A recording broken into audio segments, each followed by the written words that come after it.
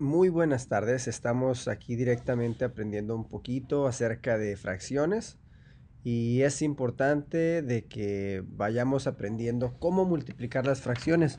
En el primer problema tenemos 2 sextos multiplicado por 9, ¿verdad? Sobre 16. Entonces es importante que sepamos cómo quebrar el problema en diferentes pasos. Primero, obviamente vamos a multiplicar los números de arriba y luego vamos a multiplicar los números de abajo, o sea, el denominador.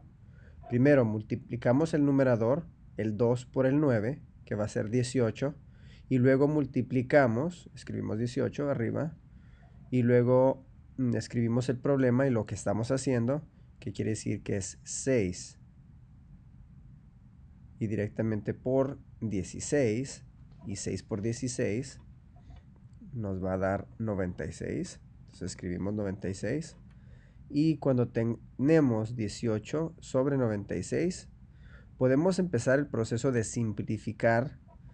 Y la simplificación es cuando divides el número 18 por 3, el número 96 por 3 también, y luego puedes simplificar y la respuesta sería 632, pero después del 632 puedes volver a simplificar y divides por 2, vas a dividir el 6 por 2 y vas a dividir también el 32 por 2 y la respuesta va a ser 3 sobre 16.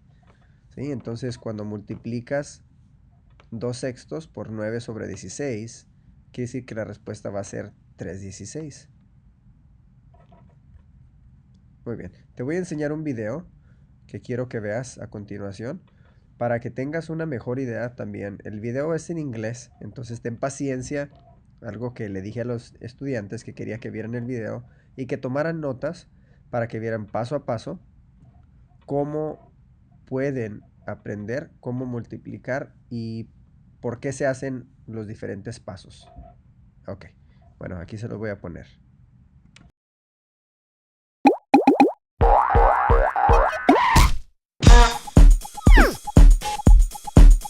You've probably noticed that we've been talking an awful lot about fractions around here lately. Well, now I'm going to tell you something you can do with fractions that's really easy. No, not juggling fractions.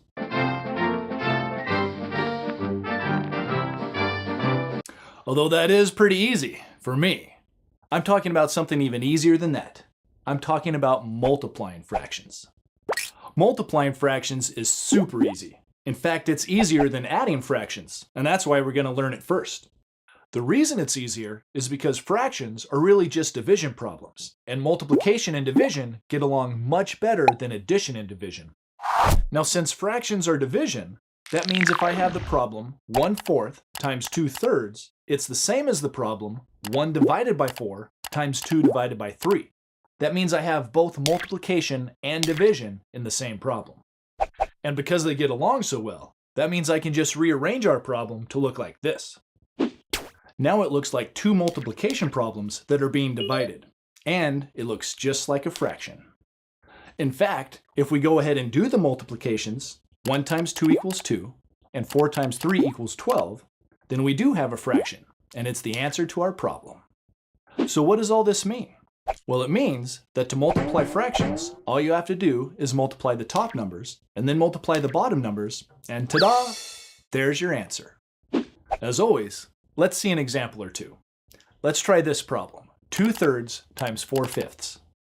Now we could rewrite the problem like we just saw, but that's not necessary as long as we remember the procedure. First, we know our answer is going to be a fraction, so let's go ahead and write a new fraction line for it. Next, we multiply the top numbers. 2 times 4 equals 8, so 8's the top number of our answer. And last, we multiply the bottom numbers. 3 times 5 equals 15, so 15 is the bottom number of our answer. There we have it. 2 over 3 times 4 over 5 equals 8 over 15. See how easy that was? And fun too. Even funner than video games. Okay, time for another example. Let's try 6 over 11 times 7 over 8.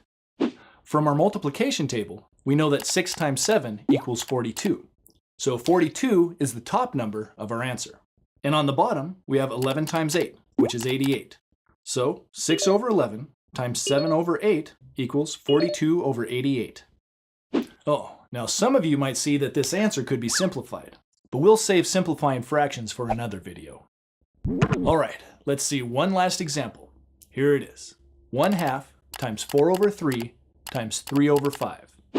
Wait a minute. This has 3 fractions multiplied together, and the middle one looks like an improper fraction because its top number is bigger than its bottom number.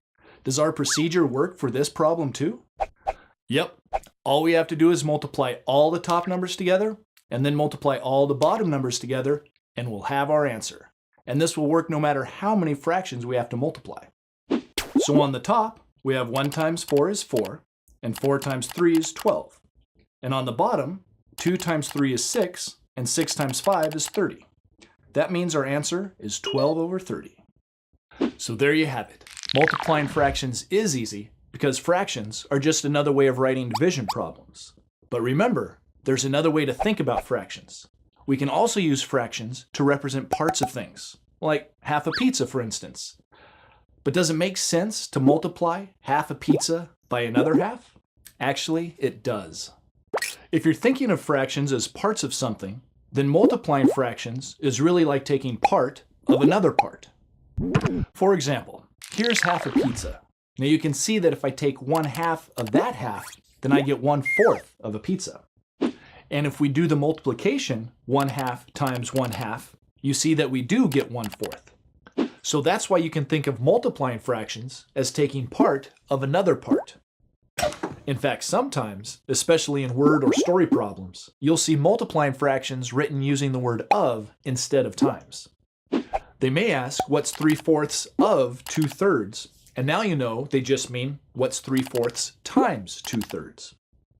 So, whether you think of fractions as parts of something or as division problems, the procedure for doing the multiplication is exactly the same. Let's do a quick review of what we've learned.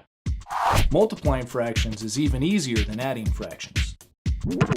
It's easy because order of operations says that we can do the multiplication before the division. The procedure for multiplying fractions is to multiply the top numbers to get the answer's top number, and multiply the bottom numbers to get the answer's bottom number. If you think of fractions as parts of something, then multiplying a fraction by another fraction is the same as taking a part of a part. And sometimes, especially in word problems, you might see the word of instead of the word times. Even though multiplying fractions is so easy, it's a good idea to practice. So be sure to do the exercises, and I'll see you next time.